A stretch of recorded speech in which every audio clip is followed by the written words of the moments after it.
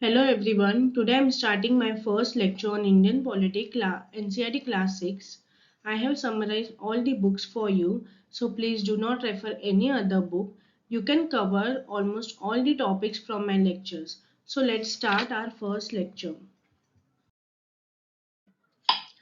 Our first chapter is understanding diversity. Now first we will try to understand what is diversity. Here you can see three pictures are drawn by three different children. The important thing to notice here is all the three pictures are different from each other. This is what is diversity is. These three pictures are different from each other. This is because each one of us has a unique drawing style. We not only don't look exactly like each other but also differ in terms of language we speak, our cultural backgrounds, the religious rituals we observe, and of course the way we draw. But still we are united. Now, I will try to explain you diversity by telling you one story. In this story, there are two Samir, Samir Ek and Samir Do. Samir Ek belongs to good family and Samir Do used to sell newspaper. One day, Samir Ek was going on a bicycle and Samir Do was running after him and screaming out the evening news headlines to sell his newspapers. Samir Ek bought a newspaper from him and he went.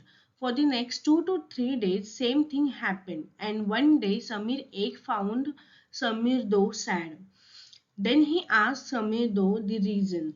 Then Samir Do told him that his mother was in Meerut and many people are being killed there in the communal riots. So you can see difference between both of them. As you can see in table, Samir A goes to school, Samir Do does not goes to school. Samir Ek was rich, Samir Do was poor. Samir Ek can speak English and Hindi, both the languages, but Samir Do can speak only Hindi. Samir Ek was Hindu, on the other hand, Samir Do was Muslim. In spite of having many differences, they both can communicate with each other.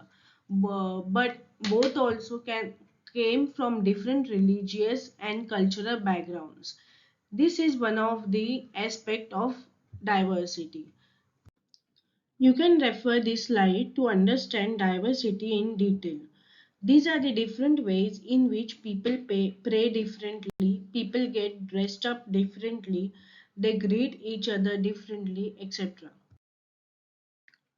Now, as we learn diversity concept by comparing Samir Ek and Samir Do, now with the help of same story, I will explain you the term inequality.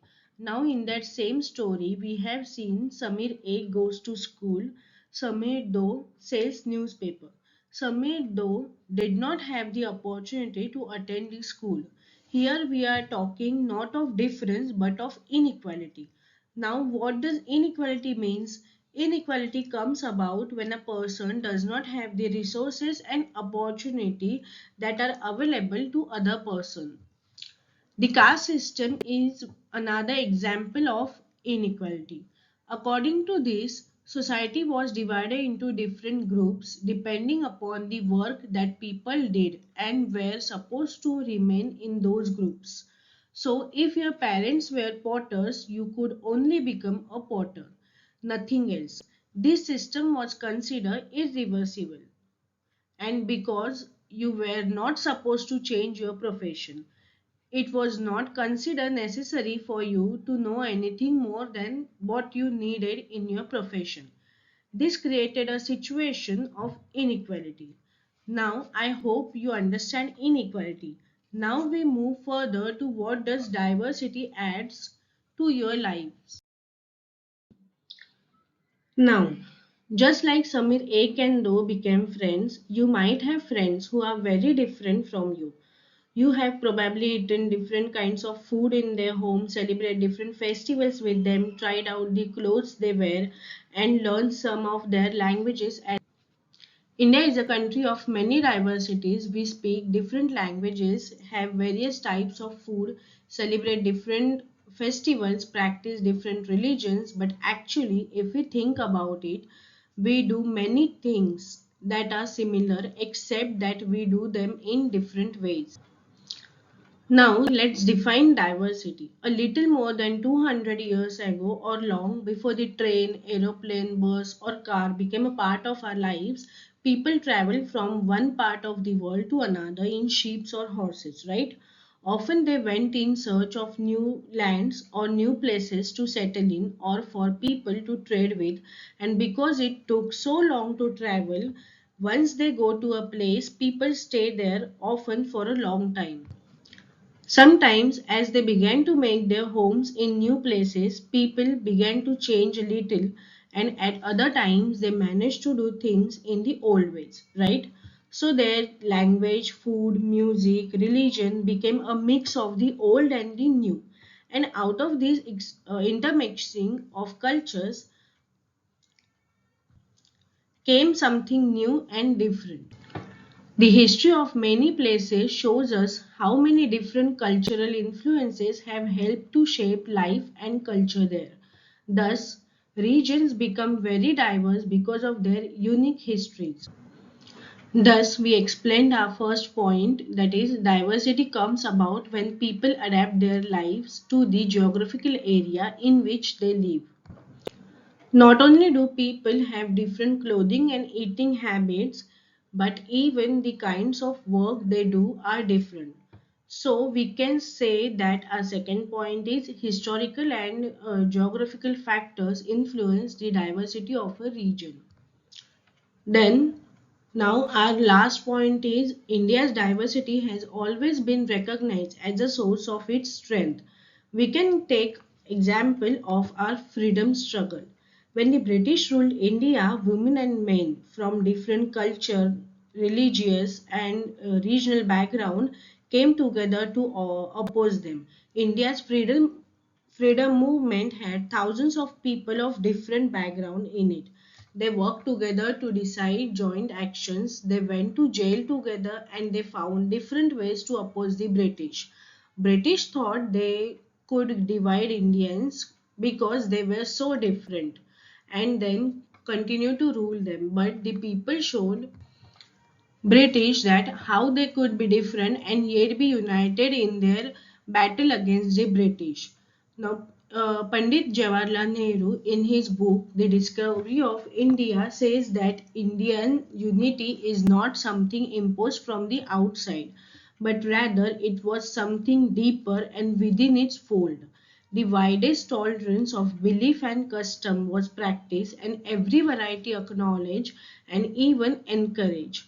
It was Nehru who coined the phrase unity in diversity to describe the country. You can use this phrase and quote in your answer writing and essay.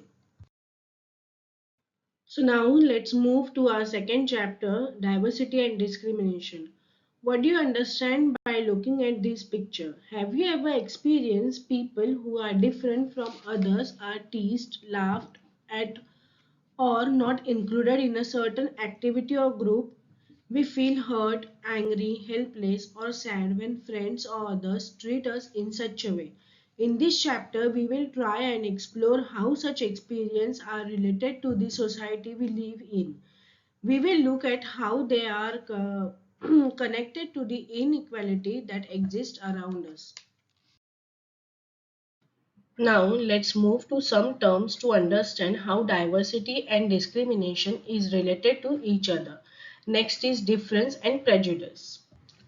There are many things that make us what we are, how we live, the languages we speak, what we eat, where. All of these are influenced both by the geography and history of the place where we live. See, let's take an example. You will get an idea of how diverse India is. See, there are almost 8 major religions in the world, right? Every single one of them is practiced in India. We have more than almost 1600 languages that are people's mother tongue and more than 100 dance forms. But do we really even know it? This is because we feel safe and secure with people who look, talk, dress and think like us, right? That's why we don't even care to know other languages. Sometimes, when we meet people who are very different from us, we may find them strange and unfamiliar. At times, we may not understand or know the reasons why they are different from us. People also form certain attitudes and opinions about others who are not like them. See now, as you can see in slides, we can take an example on difference between rural and urban people and how we make an opinion on some things. See, more than 50% of all Indians live in villages. Urban people live in cities are lazy. Rural people are mostly, we think, are superstition. In cities, families spend very little time with each other. Villages are forced to migrate to cities to search of work. People in cities only care about money, not about people, right? As we saw, villages are superstitious, ignorant, and in cities, people are money minded, lazy. These are some negative opinions we have made in our mind. And this is nothing but an prejudice. So, now what is prejudice exactly means? That is to judge other people negatively or see them as inferior. Means, for example, sometimes we think English is the best language and other languages are not important. What is this? This is because we are judging other languages negatively. Right? Just like that, we can be prejudiced about many things, people's religious beliefs, the color of their skin, the region they come from, the accent they speak in, the clothes they wear, etc. Right? Often, our prejudice about others are so strong that we don't want to form friendship with them also. At times, we may even act in ways that hurt them. This is what is prejudice means. Now next term is stereotype. मैं आपको एक simple example देके आपको ये term समझाती हूँ. See all of us are familiar with gender differences, right. हम हमारे घरों में नॉर्मली देखते हैं कि अगर लड़की रो रही है तो इट्स नॉर्मल, बट अगर एक लड़का रो रहा है तो उसे बोला जाता है don't cry, you are a boy, right. Generally, it happens. As boys grow up, they start believing that boys don't cry, so that even if a boy feels like crying, he stops himself from doing this, right? He believes that crying is a sign of weakness. That means हमारे society में ने एक image create की हुई है boys and girls की, and we start believing that each one of us must have behaved accordingly. We fit all boys and girls into an image that society creates around us. When we fix people into an image, we create an stereotype. What stereotypes does it? Stereotypes stop us from looking at each person as a unique individual with his or her own special qualities and skills that are different from others, right? They fit large numbers of people into only one pattern or type. Stereotypes affect all of us as they prevent us from doing certain things that we might otherwise be good at. I think you understand the meaning of stereotype. I don't need to explain it more because it's simple and it's in our, I guess, daily life. So now we move further to inequality and discrimination. See, whatever terms I am giving you now, this will only help you to understand the subject. You will not get any question on it, but you should know where to use these terms. That's why I am giving you. Okay? So now when discrimination happens, it happens when people act on their prejudice and stereotype. मतलब क्या? If you do something to put other people down, if you stop them from taking part in certain activities, prevent them from taking water from the same well, that this is what you are discriminating them. Okay? Discrimination can take place because of several reasons. You can remember, I hope you remember the example of Samir Ek and Samir Do. See, they both were different from each other in many ways. Okay, the means they belong to different religions. This is an aspect of diversity. However, this diversity can also be a source of discrimination. Groups of people who may speak certain language, follow a particular religion, live in specific region, etc. may be discriminated against as their customs or practices may be seen as inferior. Another difference between the two summaries was in their economic background also. See, we can't forget economic background also in discrimination and inequality part. Samir though was poor. This difference, as you have read earlier, is not a form of diversity but of inequality. So see the linkages between inequality and discrimination. People who are poor do not have the resources or money to meet their basic needs of food, clothing, shelter. They experience discrimination in offices, in hospital, in schools also, where they are treated badly because of they are poor. Okay, some people may experience both kinds of discrimination. They are poor and they belong to groups whose culture is not valued. You can take example here, tribals, some religious groups and even particular regions are discriminated against for one or more of these reasons. Even हम discrimination caste class के basis पे भी देखते हैं. In caste system communities or group of people were placed in a sort of ladder where each caste was either above or below the other, right? Those who placed themselves at the top of this ladder called themselves as caste and saw themselves as superior. The groups who were placed at the bottom of the ladder were seen as we call them untouchables. Earlier ना cast के rules ऐसे थे कि untouchables को काम पे वगैरह allow नहीं करते थे, या फिर उन्हें एक पर्टिकुलर काम दिया जाता था एज इफ गार्बेज उठाना. Okay, this is called indiscrimination and inequality also. So you can see this clearly. Discrimination and inequality is not only limited to uh, economic activity, but it also denies them the respect and dignity to others. So now striving for equality. From British time, people were facing discrimination and inequality. So in freedom struggle of equality played an important role. Struggle of large group of people who not only fought against the British but also fought to be treated more equally. Dalits, women, tribals, then peasants fought against the inequality they experienced in their lives. Now, as you must all be knowing, earlier Dalits were not allowed in temples. So they organized themselves to gain entry into temple. Then women demanded right to education as girls were also not allowed to take education. Then in 1947, when India became a nation, our leaders also concerned about the inequality and they tried to make some changes in Indian constitution. Even Dr. Ambedkar also fought for right of Dalits. So our leaders set out a goal in constitution to ensure that all the people of India were considered equal.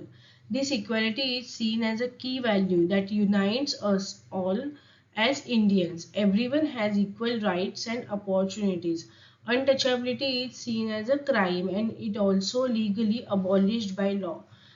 Then people are now free to choose their work. Then government jobs are also open for all. Then right to equality for people was added in the constitution. Then India became a secular country. That means no one language, religion or festival should become compulsory for all, and the government must treat all religions equally.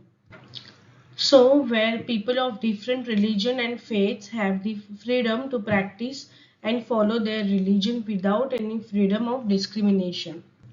So, this is seen as an important element of our unity. So, in this chapter, we have seen that inequality still exists even today also. So, equality is a value that we have to keep striving for and not something which will happen automatically, right? We have to struggle for our equality. Hi everyone, today we will continue our Indian Polity NCERT Class 6 series. Today we will study Unit 2 topic on government. You must have heard the word government many times. In this chapter, you will learn about what a government is and the important role it plays in our lives. We will try to understand what do government do, how do they decide what to do, what is the difference between different types of government. So let's start this lecture. Have you ever thought that why do we need a government? Every country needs a government to make decisions and get things done, right? Because अगर कोई rules regulations नहीं होंगे तो कोई कुछ भी कर सकता है and there will not be any punishment discipline in our country. So these decisions can be regarding where to build roads, schools, electricity, etc. Then you must have heard there are several Pradhan Mantri Yojanas which are arranged by government. These are helpful for poor people in our country. These are social issues which government takes action on it. The government has the job of protecting the boundaries of the country and maintaining peaceful relations with other countries.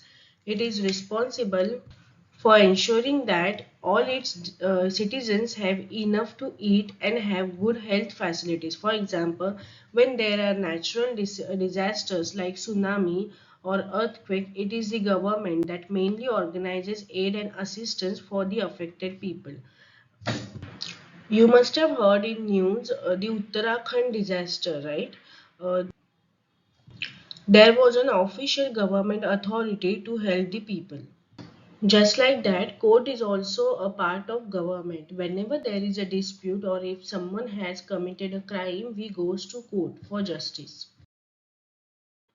So now to manage all the issues properly, there is a need to be some amount of organization so that decisions can be made. Then some rules have to be made that apply to everyone. For example, there is a need to control resources and protect the territories of a country so people can feel secure. So government do all this on behalf of their people by exercising leadership, taking decisions and implementing these among all the people living in their territory. Now we move further to levels of government. Now you know that government is responsible for many different things. So to manage it efficiently, government works at different levels. That is, at the local level means in villages we call it local self-government. You can see in picture. Then at state level in towns, the state level would mean that which covers an entire state. For example, Assam, Haryana, Maharashtra, Delhi, etc. Okay, and at the national level or center which relates to entire country, that is India as a whole national country. Now in this chapter I have only introduced you the level at which government works. In the next lecture we will see the functions of each level. Now here we move towards to understand the link between the laws and the government.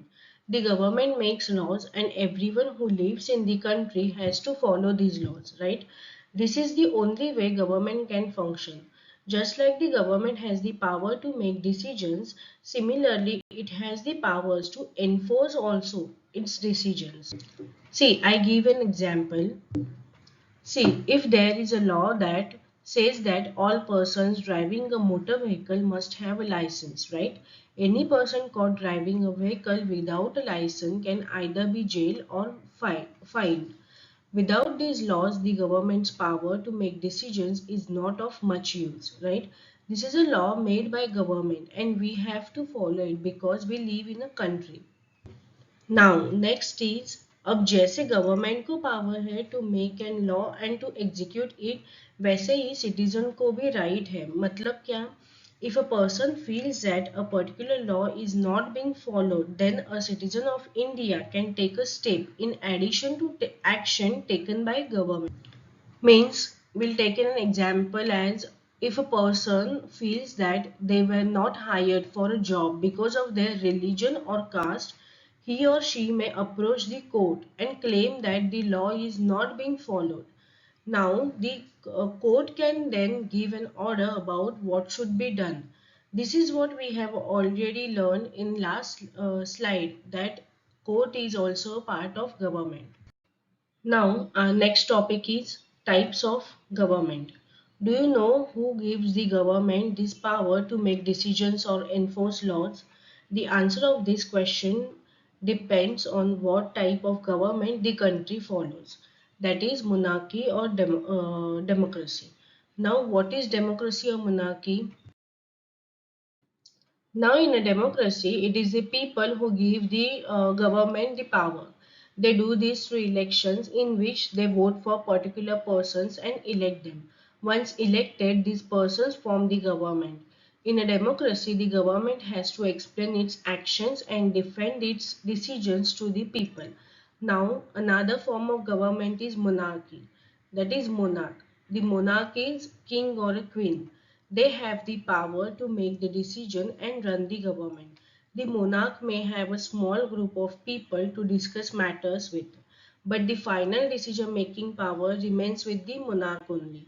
Unlike in a democracy, and queens do not have to explain their actions or defend the decisions they take. Now, India follows a democratic government. India is a democracy. This achievement is the result of a long struggle of the Indian people. There are other places in the world where people have also struggled to have democracies. Now you know that the main feature of a democracy is that the people have the power to elect their leaders. So in a sense, a democracy is ruled by the people. The basic idea is that people rule themselves by participating in the making of these rules. Now, democratic government is referred to as representative democracies. In representative democracies, people do not participate directly but instead they choose their representative through an election process. These representatives meet and make decisions for the entire population. This is what is representative democracy. Now, next important point of democratic government is universal adult franchise. Without this, government cannot be a democratic government. This means that all adults in the country are allowed to vote. But it was not always like this.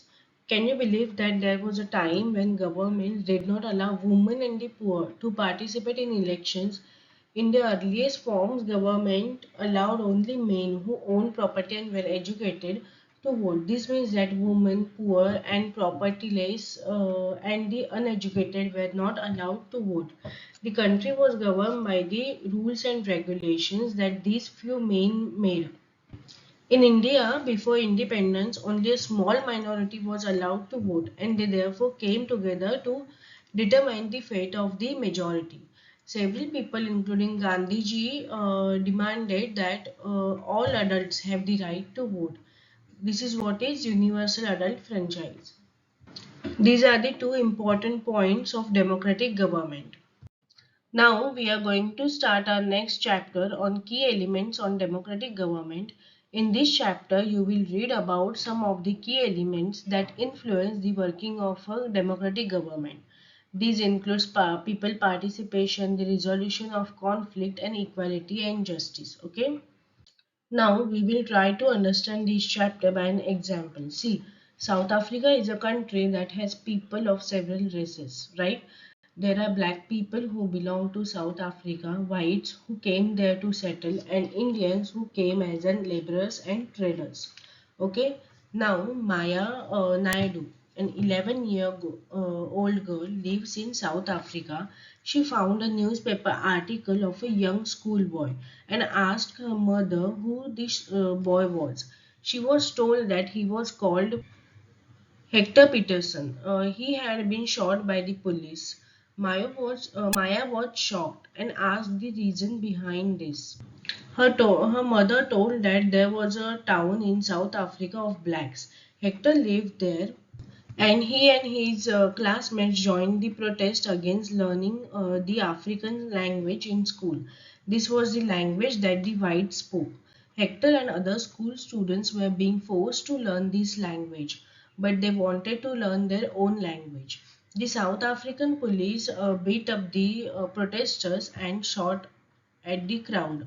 One of their bullets killed Hector also.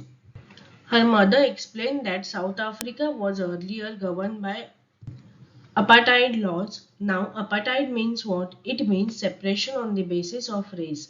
South African people were divided into white, black, Indian, and colored races. According to the law, these races were not allowed to mingle with each other, to live near each other, or even to use common facilities. She told Maya that in those days hospitals were separate and so were ambulances also. An ambulance meant for white people would always be well equipped, while one meant for black people was not. Then non-whites were not allowed to vote. Thus, blacks and colored people were not considered to be equal to whites. Now, the another example was the African National Congress, the group of people who led the struggle against apartheid, and their most well-known leader. You must be knowing Nelson Mandela fought the apartheid system for several years. Finally, they succeeded in 1994. South Africa and in 1994, South Africa became a democratic country in which people of all races were considered equal. Now, let us now try to understand what democratic government means to all of us. Okay. Do you know why do we have regular elections? We have already read in the previous chapter that people make the decisions in a democracy, right? Through voting in elections, people elect leaders to represent them. These representatives take decision on behalf of the people, right? We have already seen this in last lecture. Now, all governments are elected for fixed period. In India, this period is for 5 years. Once elected, governments can stay in power only for that 5 years only. Okay, if they want to continue to be in power, then they have to be re-elected by the people. This is a movement when people can sense their power in the democracy. In this way, the power of government gets limited by regular election. Means ultimately the whole power goes into the hands of people, right? Now, there are other ways also to participate in the process of government. Okay, elections are usually held once in 5 years. Beside voting, there are other ways also to participate. People participate by taking an interest in the working of the government and by criticizing it when required. See, you must have remember in 2005, a particular government increased the electricity rate. So people had to pay an extra money for this, but people expressed their disapproval very strongly. They took out rallies and also organized a campaign. Government tried to explain and defend its decisions, but finally listened to the people's opinion only, and they withdraw the increase. The government had to change its decision because it is responsible to the people. See, there are many ways in which people express their views and make governments understand what actions they should take. The like rallies, dharnas, then strikes, etc. Things that are unfair and unjust are also brought forward, right? Then through newspaper, magazines, TV also play an important role in discussing government issue and responsibility, right? See, this is true that democracy allows people to participate. It is also true that not all sections of people are actually able to do so. Right? Another way for people to participate is by organizing themselves in social movement also that seeks to challenge the government and its functioning. Members of minority community, Dalit, Adivasi, women and other are often able to participate in this movement. See, now we can't keep continuing these conflicts, right? So we have to fix the conflicts. As you have seen in Maya's story, we have read about now conflicts can lead to violence because one group decides that it is all right to use force to prevent the other group from protesting. Now, right now, see conflicts occur when people of different cultures, religions, region, or economic backgrounds do not get along with each other, or when some among them feel they are being discriminated against, right? People may use violent means to settle their differences. This leads to fear and tension among others living in an area. Government is responsible for helping to resolve the conflict, right? Now, the Indian constitution lays down the basic rules or laws that have to be followed by everyone. These laws are for both the government and to the people also. Now, there are other conflicts also in our society, and the role of government is to resolve them. The government plays a most important role to resolve the conflict. Religious procession and celebration can sometimes lead to conflict. Now, for example, is the route a procession takes may lead to a conflict. The government, particularly the police, plays an important role in getting representative of concerned communities to meet and try and arrive at a solution. At times, there is fear that violence may erupt, with people throwing stones or trying to disrupt the procession. Right, the police is responsible for what? For ensuring that violence does not take place. See, now here we can take an example of Kaveri water dispute. You must have seen in news also between Karnataka and Tamil Nadu. Conflict arises because both dams are on the same river only. Both the states can't get as much water as they need for people in their states. This leads to a conflict. The central government has to step in and see that a fair distribution uh, is worked out for both the states. Now, every citizen should get an equality and justice, and one of the key idea of democratic government. Equality and justice are inseparable. As I told you in my earlier video, the practice of untouchability is now banned. Government has now been recognized equality and justice and made an special provisions for groups which in society that are equal within society that are equal.